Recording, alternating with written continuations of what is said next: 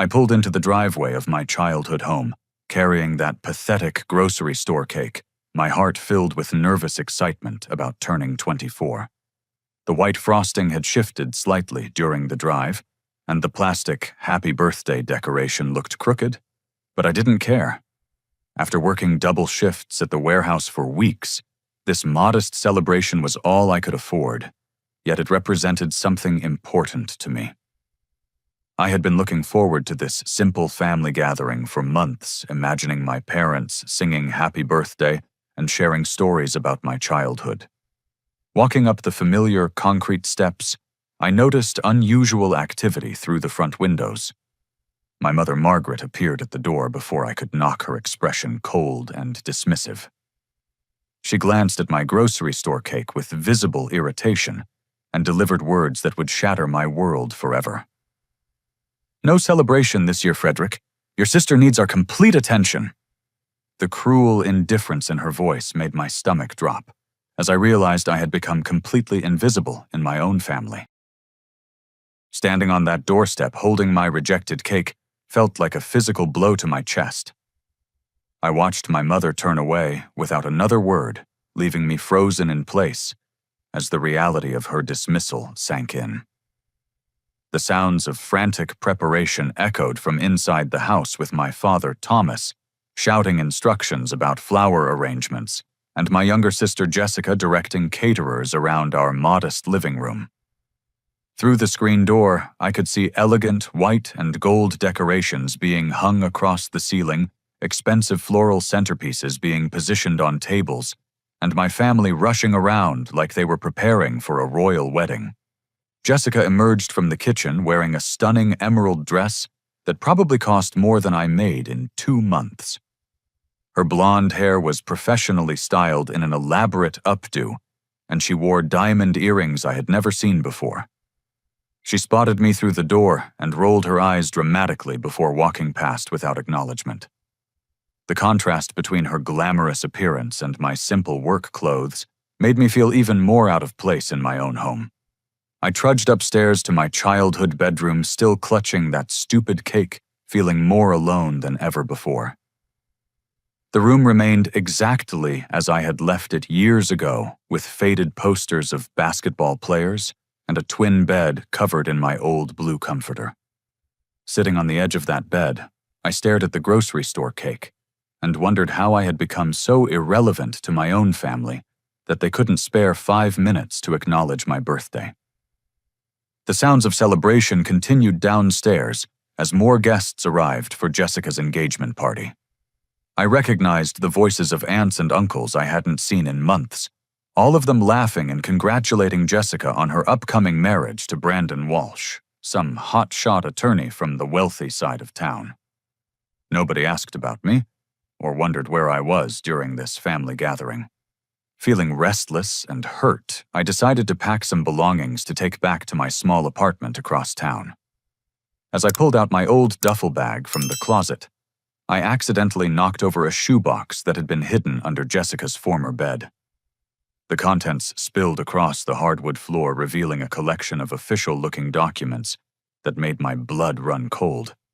Bank statements showed my college fund, which should have contained $37,000, had been completely emptied 3 years ago. The transfer records clearly indicated the money went directly to Jessica's private art school tuition at Westmont Academy.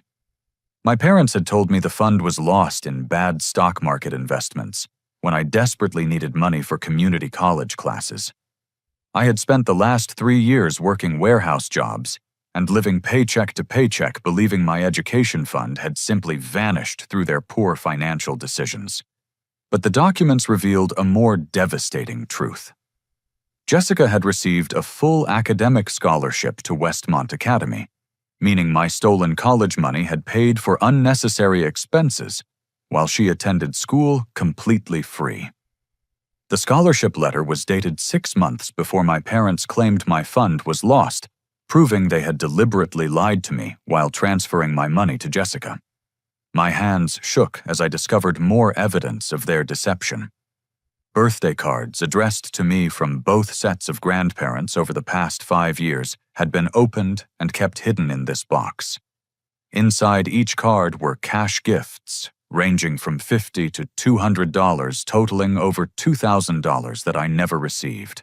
My parents had intercepted these birthday presents and apparently spent the money on Jessica's various needs and wants. The final blow came when I found a handwritten letter from my late grandfather, Robert, specifically stating that his vintage car collection should go to me upon his death 2 years ago. The letter detailed 3 classic automobiles worth approximately $15,000 total that were meant to help me start my adult life. Instead, I found sale receipts showing my parents had sold all 3 cars immediately after Grandfather Robert's funeral and deposited the money into Jessica's savings account for what they called art supplies and educational materials. Sitting on that bedroom floor surrounded by evidence of years of systematic theft and deception, I felt my entire understanding of my family crumble. They had not only stolen my financial future, but had actively worked to ensure Jessica received every possible advantage while I struggled alone. The depth of their favoritism went far beyond simple preference. It was calculated financial abuse designed to benefit one child at the complete expense of the other. The sounds of laughter and celebration from downstairs now felt like mockery. Here I was, discovering that my family had been robbing me for years, while they threw an expensive party for Jessica's engagement using money that should have supported my education and future. The irony was devastating. I had come home hoping for a simple birthday acknowledgement, only to learn that my own family had been systematically undermining my life for years. I gathered every piece of evidence from that shoebox and marched downstairs, my heart pounding with a mixture of rage and heartbreak. The living room was filled with about 30 people, all dressed in their finest clothes and holding glasses of champagne. Jessica stood at the center of attention, showing off her enormous engagement ring to a circle of admiring relatives. My parents moved through the crowd like proud hosts accepting congratulations on their daughter's successful match with Brandon Walsh. The contrast between this elaborate celebration and my rejected birthday cake sitting abandoned on the kitchen counter filled me with burning resentment.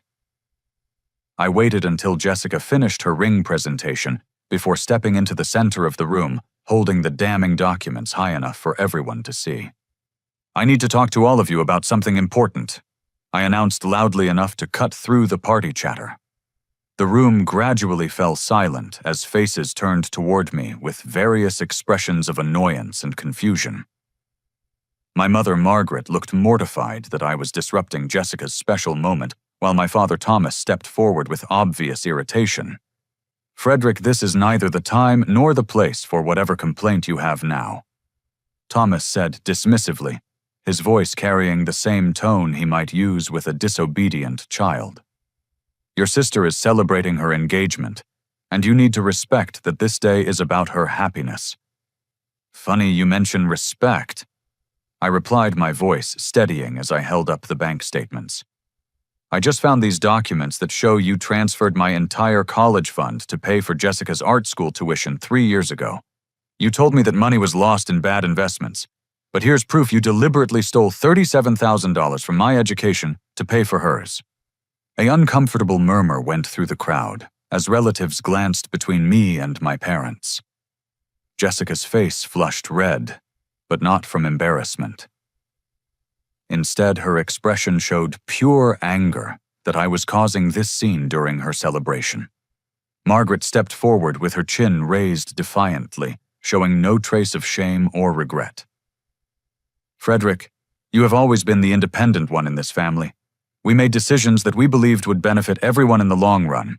Jessica needed more support because she had greater potential for social and professional success." The casualness of her admission hit me like a physical blow. She wasn't even trying to deny the theft. Instead, she was justifying it based on their assessment of our respective worth as human beings. Greater potential. I repeated, hardly believing what I was hearing. So you decided I didn't deserve the money my grandparents saved for my education because you thought Jessica was prettier and more likely to marry well. Thomas nodded without hesitation, as if this logic was perfectly reasonable. Son Jessica has always had natural advantages that you lack. She's more socially gifted, more attractive, and frankly more likely to achieve the kind of success that reflects well on our family. We invested in the child who could give us the best return on our efforts. The words hung in the air like poison, and I watched several relatives shift uncomfortably at this brutal honesty. My own parents had just admitted in front of their extended family that they considered me the inferior child who didn't deserve equal treatment or investment. Return on investment, I asked, my voice rising. I'm your son, not a business decision. And what about these birthday cards from Grandma Rose and Grandpa William? You've been stealing cash gifts addressed to me for years. I held up several opened envelopes, and I saw my grandmother Rose gasp in shock from across the room. She had been sending me birthday money faithfully, believing her gifts were reaching me when they were actually funding Jessica's shopping sprees. Jessica finally spoke up, her voice dripping with contempt and superiority. Frederick, you should be grateful we kept you fed and housed all these years. Most families would have kicked out such an ungrateful, selfish person by now. Instead of complaining about ancient history, maybe you should thank us for supporting you through your pathetic warehouse jobs. Her words revealed something even more disturbing than my parents' theft. Jessica not only knew about the stolen money and hidden gifts, but she felt entitled to them. In her mind, I should be grateful for the basic care that parents owe all their children, while she deserved every financial advantage they could provide. Ancient history. I replied, pulling out my grandfather's letter about the car collection. What about Grandfather Robert's vintage cars that he specifically left to me in this letter? I just found receipts showing you sold them and gave Jessica the $15,000 for art supplies. The room fell completely silent now, and I could see several relatives looking genuinely shocked at the scope of my family's deception. My grandmother Rose had tears in her eyes as she realized how thoroughly she had been lied to about my character and situation. Margaret's composure finally cracked slightly as she realized how bad this looked to their guests. Frederick, you're causing a scene and embarrassing your sister on one of the most important days of her life. If you can't be supportive of this family, then maybe you should leave and figure out your own path forward. Figure out my own path. I laughed bitterly. I've been figuring out my own path for years while you systematically stole every advantage I should have had. You took my education fund, my birthday money, my inheritance, and then told everyone I was the ungrateful one. Thomas stepped closer to me, his face red with anger. That's enough, Frederick. You will not ruin this celebration with your selfish complaints. Either apologize to your sister and join this party properly, or get out of this house right now. The ultimatum crystallized everything for me. Even confronted with undeniable proof of their financial abuse and emotional neglect, they were demanding that I apologize and pretend to be grateful. They wanted me to smile and celebrate Jessica's success, which was built partly on money stolen from my future. Looking around the room, I saw relatives who had witnessed this entire confrontation. Some looked sympathetic to my situation, but others seemed more concerned about the social awkwardness than the injustice I had suffered. Nobody spoke up to defend me or question my parents' admission of theft and favoritism. The most devastating realization was that Jessica's engagement ring probably cost more than all the money they had stolen from me combined. Yet they couldn't spare 5 minutes to acknowledge my 24th birthday. I was standing in a room full of people celebrating my sister's happiness while completely ignoring the systematic abuse that had funded her advantages. You know what? I said, finally, my voice calm, but filled with resolve. You're absolutely right. I should figure out my own path forward, and that path starts with getting as far away from this toxic family as possible. I turned to leave, but Jessica's voice stopped me cold, with one final revelation that would change everything. By the way, Frederick, remember that job interview you had at Brandon's law firm last month? The one you were so excited about. I called ahead and told them you had anger management issues and a history of workplace conflicts. I couldn't risk having my embarrassing brother working at my fiancé's prestigious firm. The admission hit me like a thunderbolt. That job interview had been my best opportunity for career advancement in years.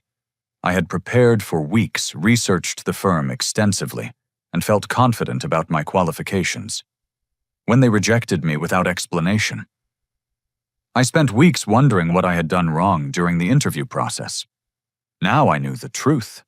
Jessica had deliberately sabotaged my career prospects to protect her own social standing. She had actively worked to keep me trapped in dead-end jobs while building her own success on stolen money and family connections. I left that confrontation and went straight to my bedroom feeling more isolated and betrayed than ever before in my life. Through my window, I could hear the party resuming downstairs as if nothing had happened. The sounds of laughter and celebration felt like salt in fresh wounds, reminding me that my family could return to their joy immediately after crushing my spirit. Sitting on my childhood bed, I stared at the evidence of their systematic abuse spread across my comforter. Bank statements, hidden birthday cards, inheritance documents, and receipts painted a picture of years of calculated theft designed to advantage Jessica while undermining my future. The scope of their deception was breathtaking in its thoroughness and cruelty. What hurt most was the realization that this wasn't accidental favoritism or temporary financial hardship. My parents had made conscious, deliberate decisions to steal from me repeatedly while lying about their actions and portraying me as ungrateful to extended family. They had created a false narrative where I was the problem child who couldn't appreciate their sacrifices, when the truth was that I had been systematically robbed of every advantage I should have received. Through my window, I watched guests arriving continuously for Jessica's engagement celebration. Cars filled our small driveway and lined the street, bringing relatives, family friends, and social connections who had come to honor Jessica's achievement. I recognized faces of people who had known me since childhood, yet none of them had asked about my absence from the party or wondered how I was doing in life. The more I observed the celebration below, the more I understood how completely my family had erased me from their narrative. These guests believed they were attending a family celebration, but they had no idea that one family member was upstairs nursing wounds from years of abuse and theft. My parents had successfully conditioned everyone to overlook my existence and focus solely on Jessica's accomplishments. Around 11 o'clock that evening, I watched my grandmother Rose arrive with a beautifully wrapped gift and a bright smile. She hugged Jessica warmly and congratulated my parents on raising such a successful daughter. Seeing her genuine happiness and pride made my heart ache, knowing she had been deceived about my character for years. She believed I was the ungrateful grandson who had abandoned the family, when the truth was that I had been systematically pushed out and robbed. The sight of Grandma Rose celebrating downstairs while believing lies about me became the final breaking point. I realized that staying in this environment would only lead to more pain and manipulation. My family had shown they were willing to steal from me, lie about me, and sabotage my career prospects to maintain Jessica's advantages. There was no scenario where this dynamic would improve or where I would receive fair treatment. I pulled out my phone and checked my bank account balance, $837. It wasn't much, but it represented every penny I had saved from my warehouse job over the past 6 months. This money was mine earned through my own labor and couldn't be stolen or manipulated by my family. Opening my laptop, I began researching bus tickets and job opportunities in distant cities. I needed to get far enough away that my family couldn't continue interfering with my life, but close enough to major employment centers where I could rebuild my career, Austin, Texas caught my attention because of its growing tech industry and lower cost of living compared to major coastal cities. As I researched Austin apartments and job listings, my phone buzzed with a text message from my old college friend Alex Chen, who had moved to Texas after graduation. The timing felt like fate. "Hey Frederick, hope you're doing well. My startup company in Austin is looking for someone with your customer service background. Entry level, but good growth potential." Interested. I stared at that message for several minutes, feeling like the universe was offering me a lifeline exactly when I needed it most. Alex had no idea about my family situation or the crisis I was experiencing. Yet his job offer represented everything I needed: distance from my toxic family, a fresh start, and an opportunity to prove my worth in an environment where I wouldn't be undermined. I immediately replied, "Very interested. Can you send me details? I'm looking to relocate soon." His response came quickly with company information and contact details for the hiring manager. The position was customer support for a tech startup called Innovate Tech Solutions, with potential for advancement based on performance. The salary was modest, but enough to support myself while building toward something better. Downstairs, the engagement party reached its peak with toasts and speeches praising Jessica's beauty, intelligence, and bright future.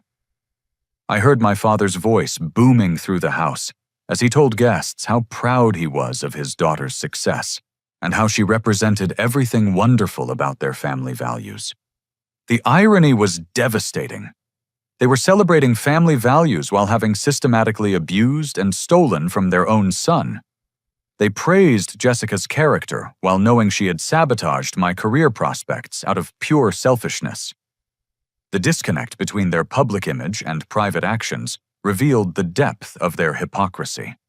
I began packing my belongings with methodical determination. Clothes, personal documents, a few sentimental items, and my laptop fit easily into 2 duffel bags and a backpack. The material evidence of my 24 years in this house was shockingly minimal, which somehow made leaving easier. As I packed, I composed a farewell letter explaining my departure. I wanted them to understand that I knew about all their lies and theft, but I also wanted to maintain some dignity in my exit. The letter was brief and factual, stating that I had discovered their financial abuse, understood their true feelings about my worth, and was leaving to build a life where I wouldn't be sabotaged or stolen from. I placed the letter on my pillow, where they would eventually find it along with copies of all the evidence I had discovered.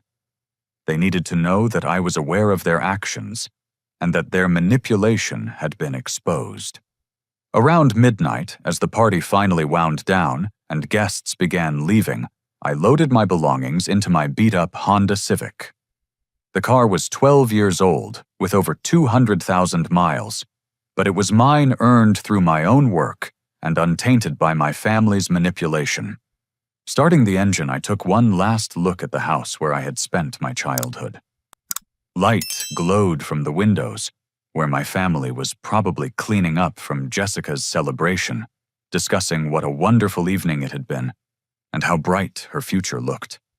They had no idea that I was disappearing from their lives forever.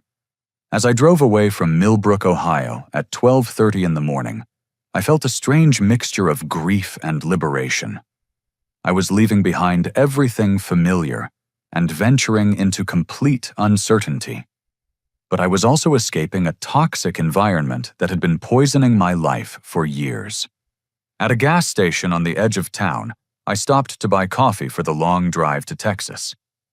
Standing in the fluorescent-lit convenience store, I pulled out my wallet and found the few family photos I always carried. Pictures of Christmas mornings, summer vacations, and birthday celebrations from happier times when I believed my family loved me equally. Without hesitation, I threw those photos into the gas station trash can. They represented a false history, where I was valued and loved, when the reality was that I had been tolerated at best and systematically undermined at worst.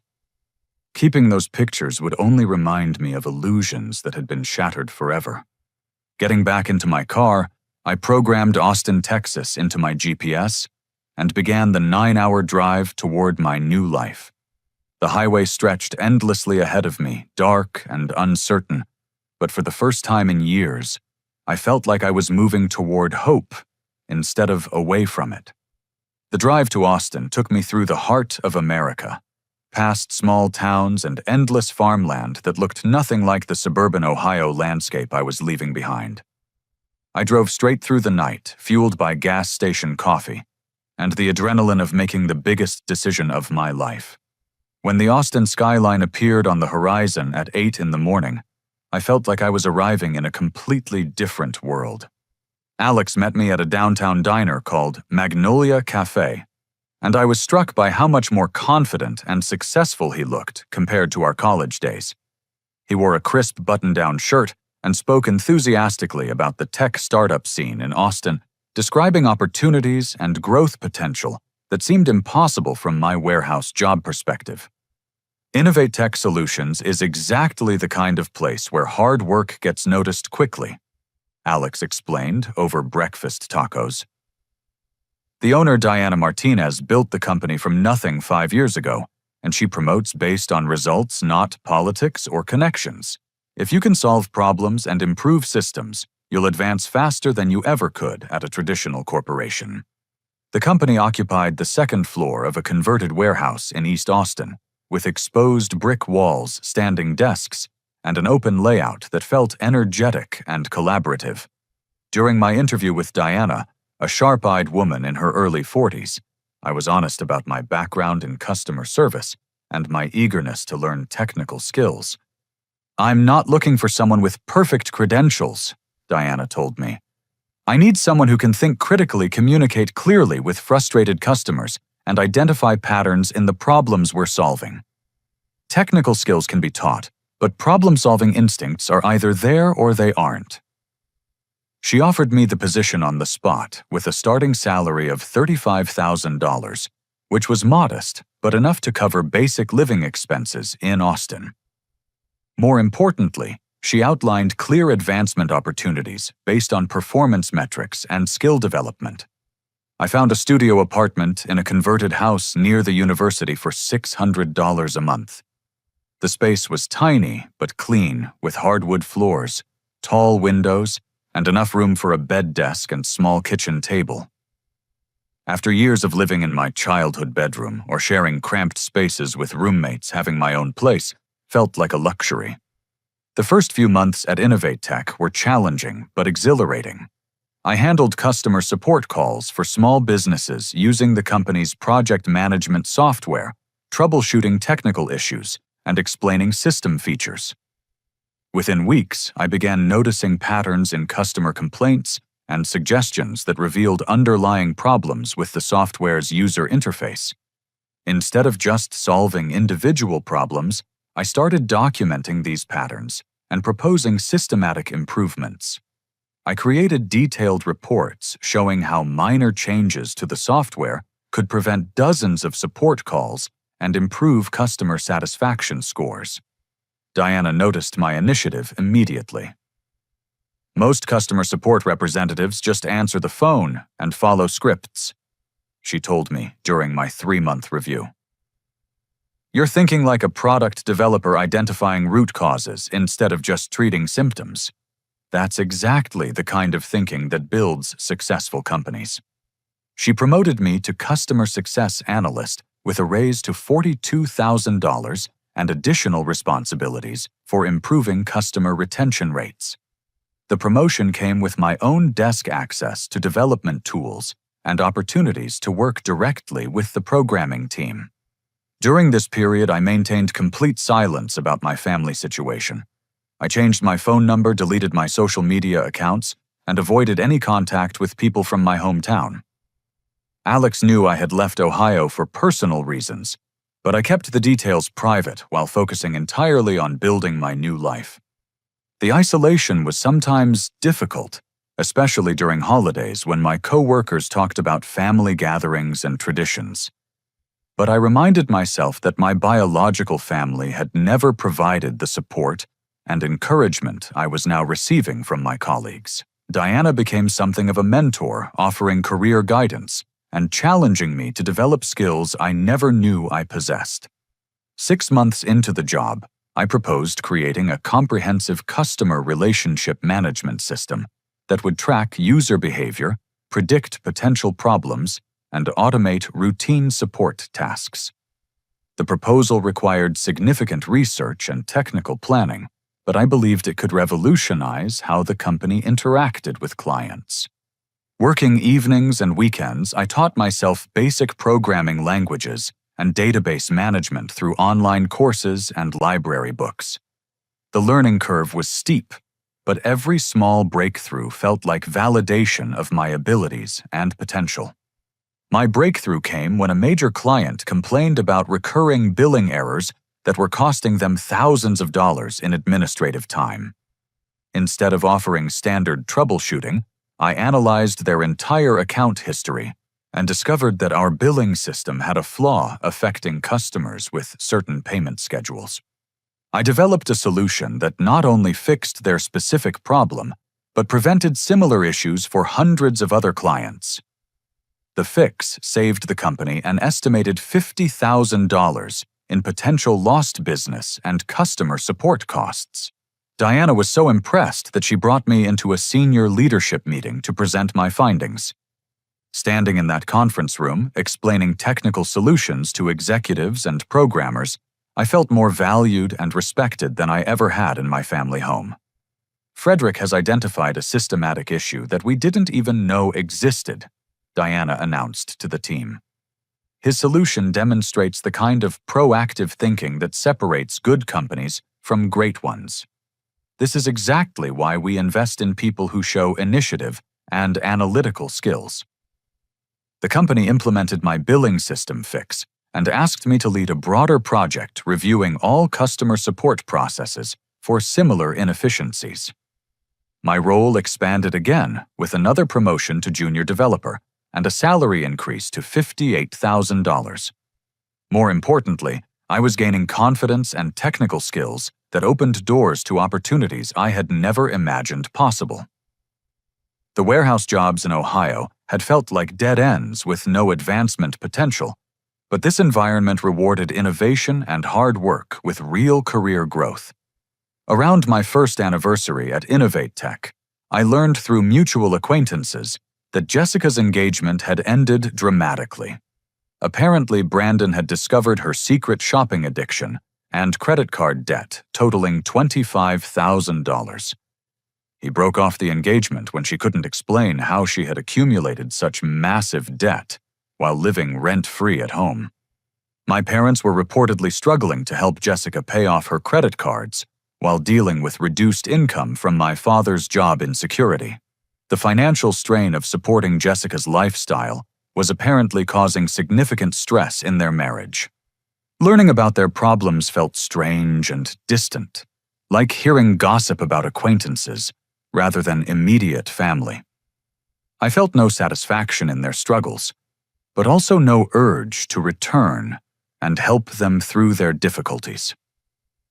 They had made their choices about whose future to invest in, and now they were experiencing the consequences of those decisions. Instead of dwelling on their situation, I focused on my own continued growth. I enrolled in evening programming classes at Austin Community College and began developing a more sophisticated customer service automation platform that could potentially serve businesses beyond Innovate Tech. The technical challenges were exciting and challenging in ways that my previous jobs had never been. Every problem I solved and every skill I developed felt like building towards something meaningful and sustainable, rather than just earning a paycheck. By the end of my first year in Austin, my net worth had grown to nearly $15,000 through careful saving and budgeting. More importantly, I had developed a professional network technical skills and career trajectory that promised continued advancement based on merit rather than family connections or political maneuvering. The transformation from warehouse worker to technology professional happened faster than I had ever imagined possible, but it required complete commitment to learning and proving myself in an environment where my past didn't matter. In Austin, I was judged solely on my abilities and contributions, which was all I had ever wanted from my family. During my second year at Innovate Tech, my customer service automation project evolved into something much larger than I had originally envisioned. The system I developed could analyze customer interactions across multiple channels, predict support needs before problems occurred, and automatically resolve common issues without human intervention. The breakthrough came when I realized that small businesses across multiple industries faced identical customer service challenges, but lacked the resources to develop sophisticated solutions. My automation platform could be adapted to serve restaurants, retail stores, professional services, and online businesses with minimal customization. I spent 6 months refining the software during my spare time, testing it with local Austin businesses who agreed to pilot the system in exchange for free implementation. The results were extraordinary. Participating businesses reduced customer service costs by an average of 40%, while improving satisfaction scores and response times. Word about my platform spread through Austin's tight-knit small business community, and I began receiving inquiries from companies across Texas who wanted to implement similar systems. The demand was far beyond what I could handle as a side project while working full-time at Innovate Tech. Diana noticed my distraction and growing excitement about the automation project. Rather than being concerned about potential competition, she encouraged me to pursue the opportunity and offered to provide business mentorship as I developed my ideas. Frederick, you've identified a genuine market need and created a solution that could benefit thousands of businesses, she told me during a career planning discussion. Innovate Tech will always have a place for you, but entrepreneurship might be your true calling. If you decide to start your own company, I'll support you however I can. Her encouragement gave me the confidence to research business formation, intellectual property protection, and funding options for technology startups. The learning curve was intimidating, but every challenge felt manageable compared to the emotional abuse and financial theft I had overcome in my family situation. Through Austin's entrepreneurship network, I met Rachel Chen, a venture capitalist who specialized in early-stage technology companies. Rachel had built several successful businesses before transitioning to investment, and she was known for supporting founders who solved practical problems with innovative approaches. During our first meeting at a coffee shop downtown, I demonstrated my customer service automation platform using real data from pilot businesses.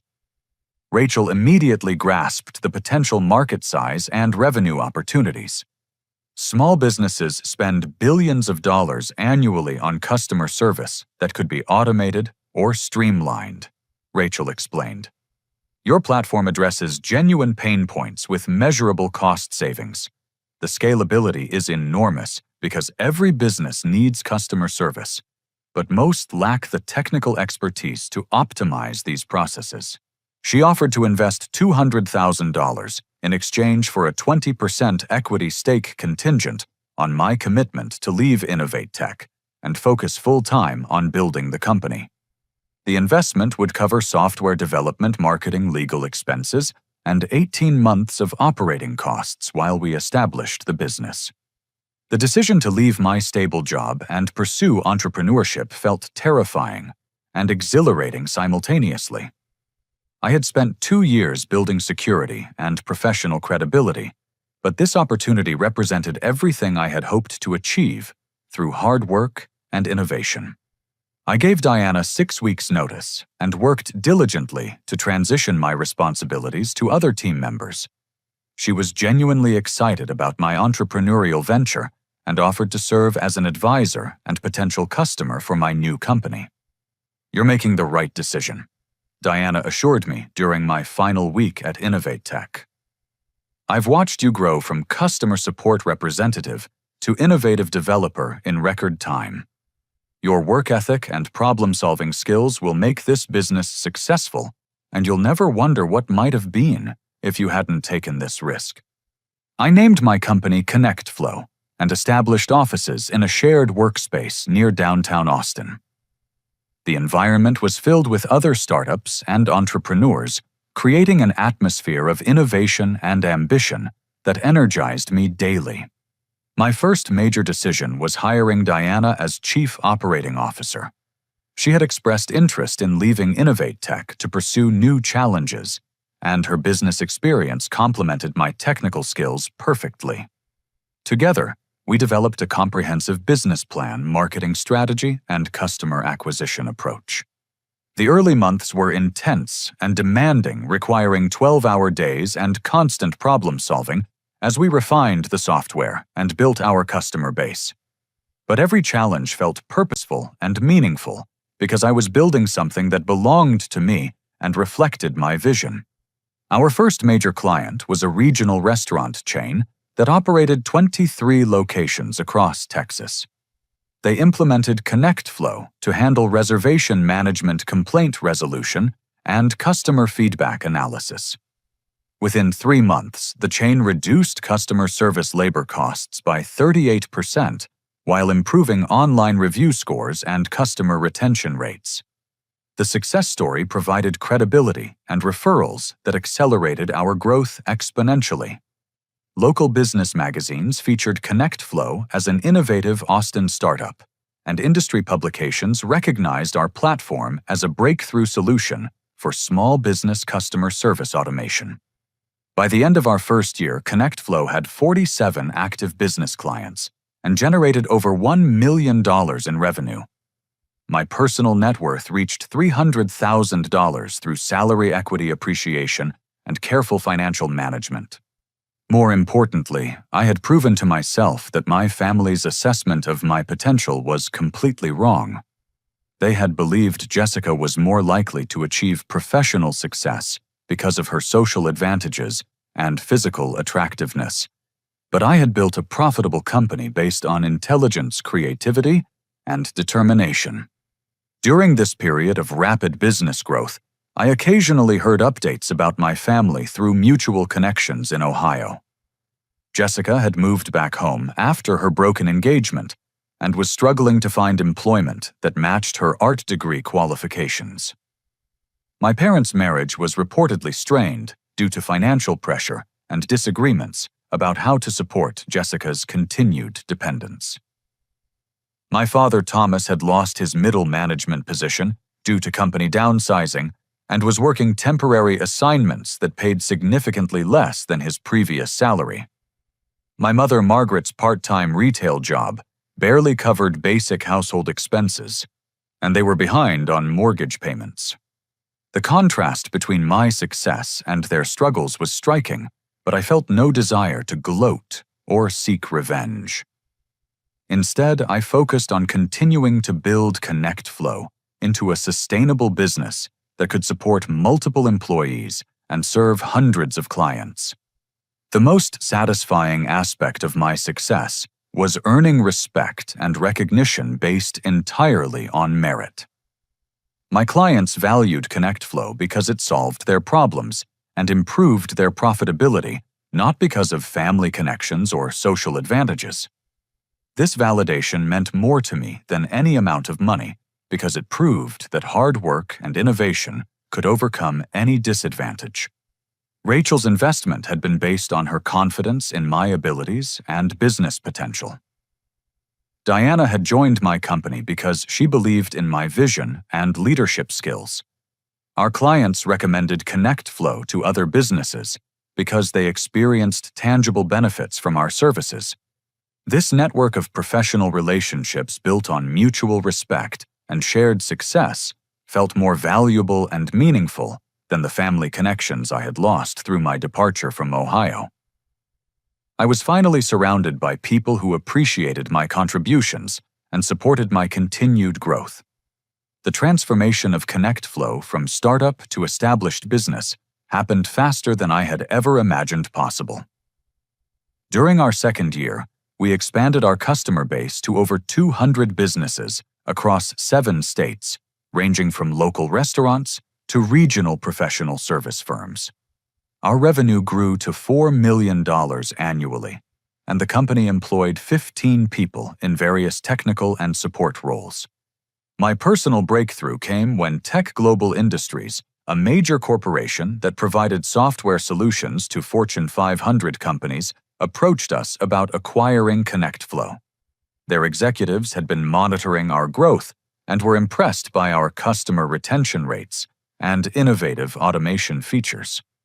The acquisition negotiation process lasted 3 months and involved detailed financial audits, technical assessments, and strategic planning sessions. Tech Global wanted to integrate ConnectFlow's platform into their existing product suite and leverage their massive sales network to reach enterprise-level clients. The final offer was $12 million for complete ownership of ConnectFlow, with additional performance bonuses if revenue targets were met over the following 3 years.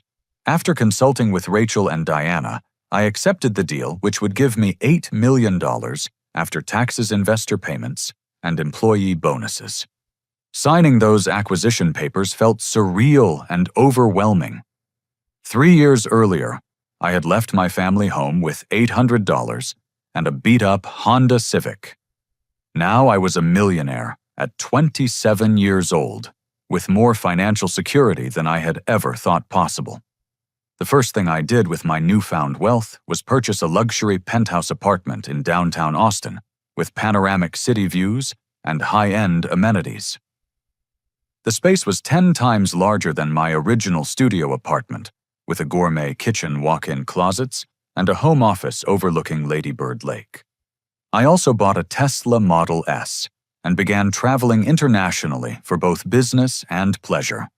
Visiting London, Tokyo, and Sydney opened my perspective on global markets and business opportunities, while providing experiences I had only dreamed about during my warehouse worker days. The acquisition made local business news with Austin magazines featuring my story as an example of entrepreneurial success in the city's growing tech sector. The articles described my rapid rise from customer service representative to millionaire business owner, though they didn't mention my family background or personal struggles. These publications were apparently discovered by people in my hometown because my family began learning about my success and attempting to re-establish contact. The first approach came through social media, where Jessica created multiple fake accounts to send me messages claiming she had grown and matured since our last interaction. Her messages were carefully crafted to sound remorseful and loving, describing how much she missed our relationship and regretted the misunderstandings that had driven us apart. She claimed to have learned from her mistakes and wanted to rebuild our sibling bond based on mutual respect and appreciation. What Jessica didn't realize was that her messages revealed her continued manipulation and self-centeredness. She described our conflicts as misunderstandings, rather than acknowledging her role in sabotaging my career or supporting our parents' financial abuse. Her apologies focused on how bad she felt, rather than recognizing the actual harm she had caused. My mother, Margaret's approach was more direct, but equally manipulative. She began leaving voicemails on my business phone number, which she had obtained through public records associated with ConnectFlow. Her messages claimed she had always believed in my potential, and that our family conflicts were based on communication problems that could be resolved through honest conversation. Margaret's revisionist history was breathtaking in its audacity. She portrayed herself as a loving mother who had always supported my ambitions, conveniently forgetting her admission that she considered Jessica more worthy of investment because of her social advantages. The voicemails made no mention of stolen birthday money, transferred college funds, or deliberate career sabotage. My father, Thomas, took a professional approach, reaching out through LinkedIn with messages praising my business accomplishments and suggesting we should reconnect as successful adults who had overcome youthful disagreements.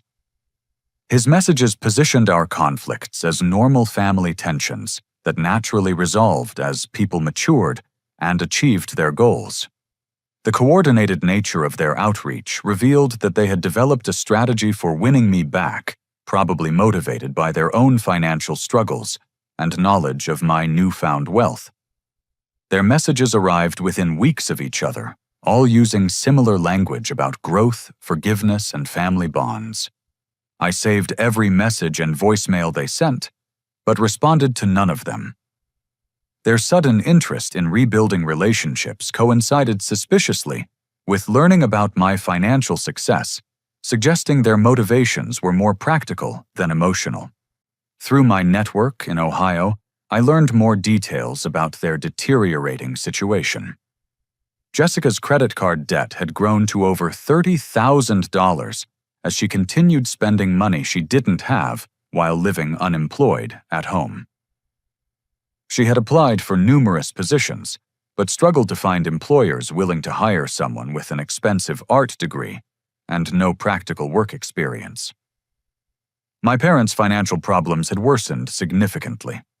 Thomas had been unemployed for 6 months after his temporary assignments ended, and Margaret's retail job provided barely enough income to cover basic utilities. They were facing foreclosure on their home and had borrowed money from relatives to avoid immediate eviction. The irony of their situation was obvious, but not satisfying.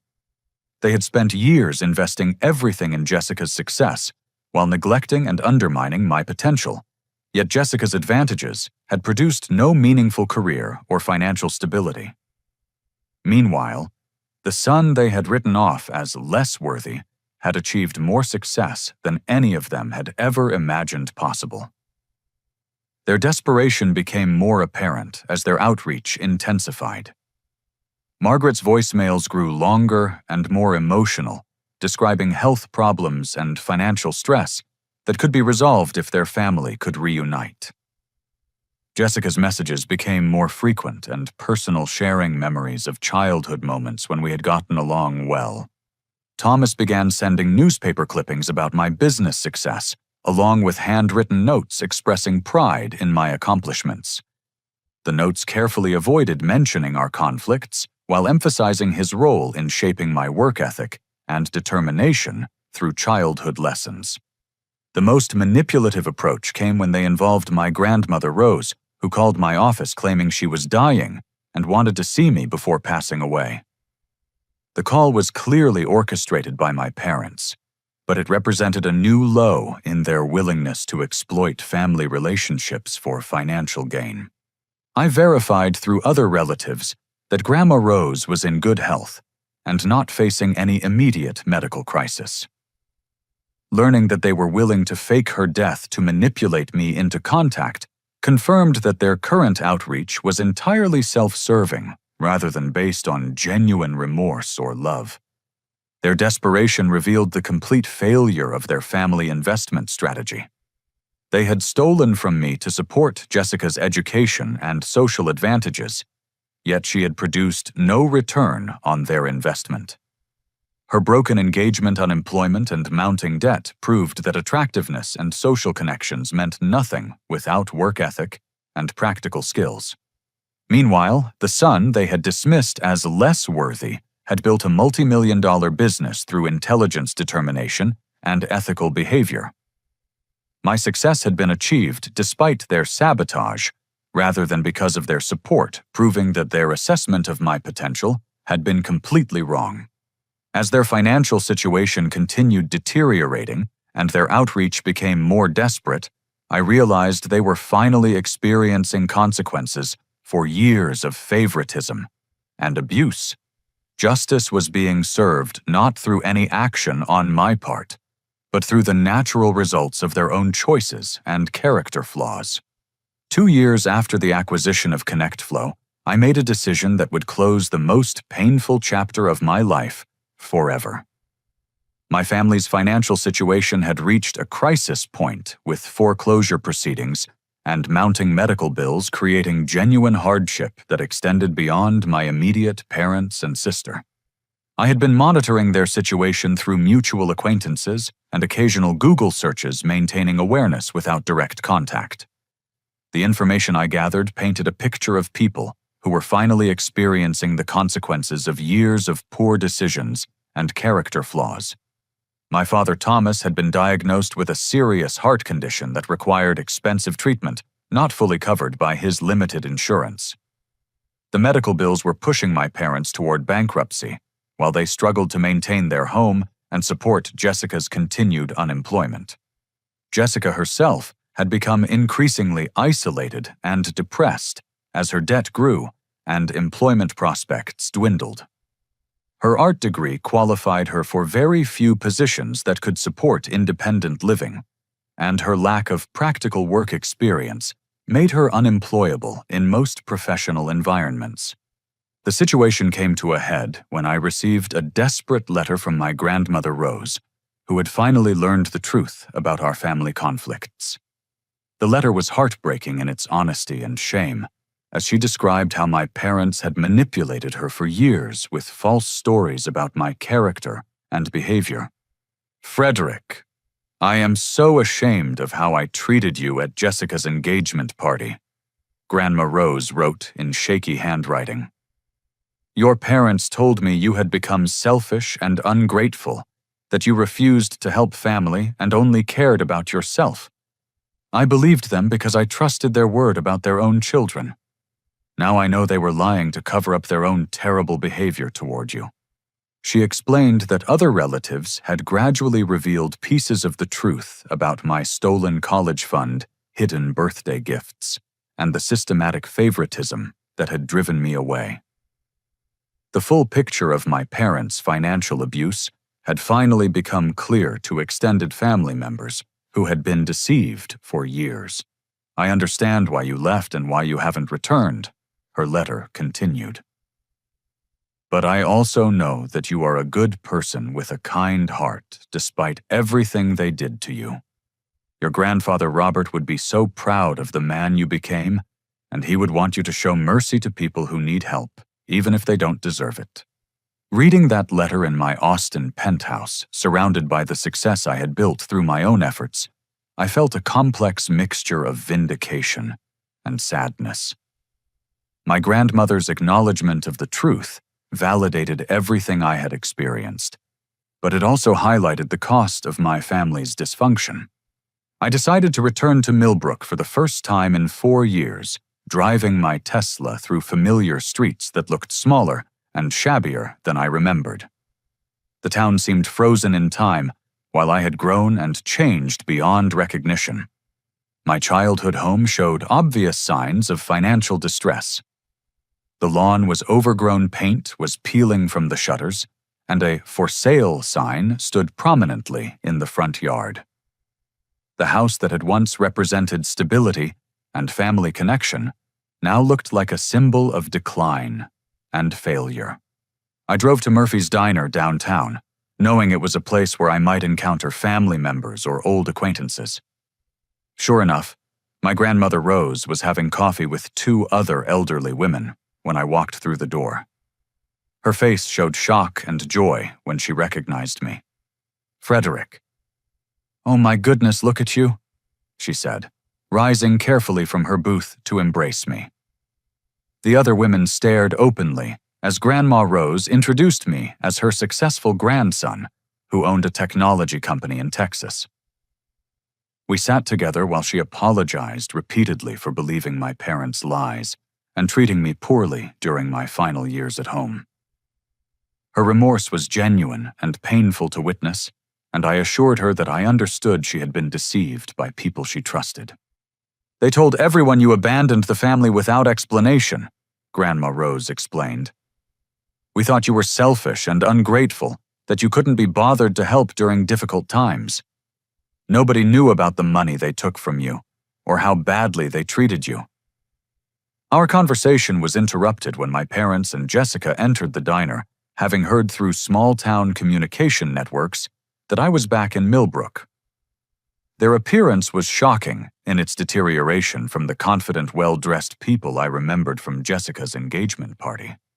Thomas looked significantly older and thinner, his face gray with illness and stress.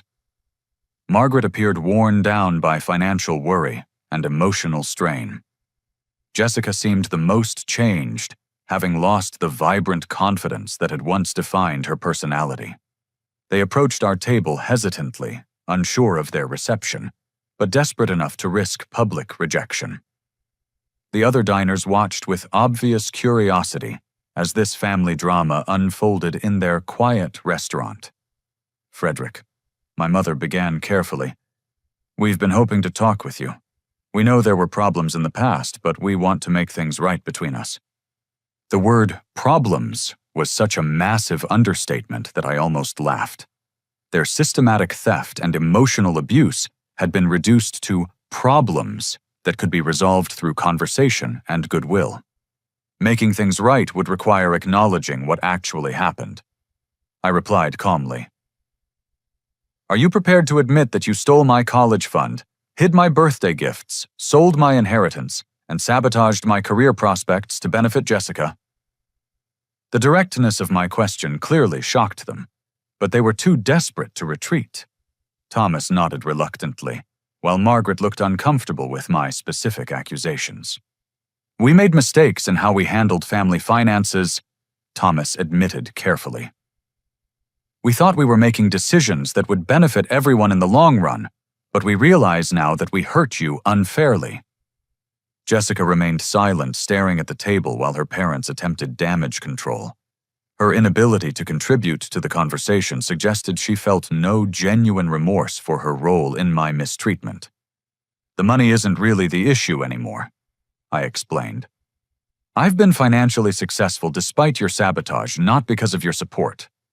What matters is whether you understand why your behavior was wrong and whether you're capable of treating people differently in the future." I looked directly at Jessica, who finally met my eyes with a mixture of shame and defiance. "Do you understand that sabotaging my job interview was cruel and destructive? Do you recognize that your actions were designed to keep me from succeeding, while you advanced through stolen advantages?" Jessica's response was barely audible. "I was scared that having you at Brandon's firm would embarrass me. I know it was wrong, but I was protecting my relationship." Her answer revealed that she still didn't understand the fundamental ethics of what she had done. She was sorry for the consequences, but not for the thought process that led her to sabotage her own brother's career prospects. Despite their imperfect understanding of their past behavior, I realized that they were finally experiencing genuine hardship that had stripped away their arrogance and entitlement.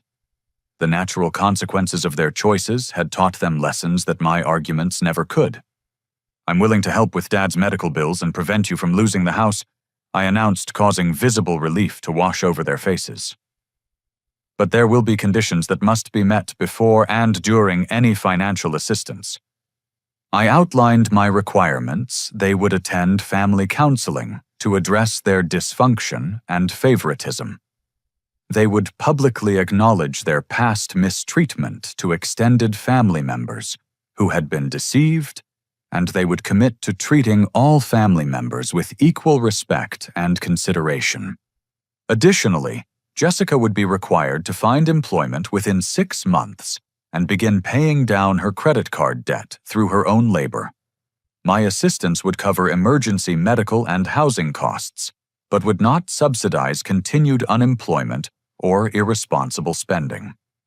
Most importantly, I concluded, you need to understand that this assistance is based on mercy, not obligation. I owe you nothing after years of abuse and theft. I'm helping because I choose to show compassion, but I expect accountability and genuine change in return. The conditions were challenging, but fair, requiring them to address the root causes of their dysfunction rather than simply accepting financial rescue. Their willingness to meet these requirements would demonstrate whether they were capable of growth and change. Over the following months, my family slowly began meeting the conditions I had established. They attended counseling sessions that forced them to confront their patterns of favoritism and manipulation. Extended family members learned the truth about my departure and the circumstances that had driven me away. Jessica found employment at a local marketing firm and began paying down her debt through monthly installments. The work was challenging for someone accustomed to family support, but it provided her with independence and self-respect that she had never earned before. My parents' attitude toward me changed fundamentally as they recognized that my success was self-made rather than accidental. They began treating me with respect and appreciation instead of the dismissive tolerance I had experienced throughout my childhood. The transformation wasn't complete or perfect, but it represented genuine progress toward healthier family dynamics. More importantly, I learned that my greatest success wasn't financial wealth, but the emotional maturity to forgive people who had wronged me while still protecting myself from future abuse. My story taught me that family relationships must be built on mutual respect and genuine care, not genetic connections or social expectations. True success means having the strength to walk away from toxic situations, the wisdom to build something better through your own efforts, and the compassion to extend mercy when it's deserved. The revenge I had once imagined never materialized because it became unnecessary. The natural consequences of their choices provided more justice than any action I could have taken, while my success proved that their assessment of my worth had been completely wrong. Looking back, I realized that leaving my family was the most difficult and most important decision of my life. It required tremendous courage to walk away from everything familiar and rebuild my entire existence around different values and relationships. But that decision led to experiences and achievements I never could have imagined while trapped in their toxic dynamic. Building ConnectFlow, earning millions of dollars, and creating genuine professional relationships taught me lessons about my own capabilities that transformed how I saw myself and my potential. The most valuable lesson I learned was that your past doesn't determine your future unless you allow it to. People who underestimate you are providing an opportunity to prove them wrong through your actions and achievements. The greatest gift you can give yourself is the freedom to become who you're meant to be, regardless of other people's limitations or expectations. My 24th birthday began with rejection and a grocery store cake, but it ended with the first steps toward a life of independence and success. Sometimes the worst moments in our lives are actually doorways to our greatest achievements, if we have the courage to walk through them. To everyone listening who has felt undervalued or overlooked by the people closest to them, your worth isn't determined by their opinions or treatment. You have the power to build something better through your own efforts, and the family you create through genuine relationships will be more valuable than any connection based on blood alone. Now I want to hear from all of you who have made it through this entire journey with me. Have you ever had to walk away from toxic family relationships to protect your own future and well-being? What gave you the strength to choose your own path over family expectations? Please share your experiences in the comments below, because your stories might inspire someone else who is facing similar difficult decisions. If this story resonated with you and reminded you that success is possible despite difficult beginnings, please hit that like button to let me know it was worth sharing. Make sure to subscribe for more stories about overcoming adversity and building success through determination and hard work. And please share this story with anyone who might need to hear that their family's opinion of them doesn't define their potential. Sometimes people need to know that others have walked similar paths and found their way to better lives on the other side of difficult choices. Thank you for listening to my story and allowing me to share these deeply personal experiences with you. I hope it brings you comfort, inspiration, or simply the knowledge that you're not alone in whatever challenges you're facing. Until next time, remember that your future is in your hands, regardless of where you started or who believed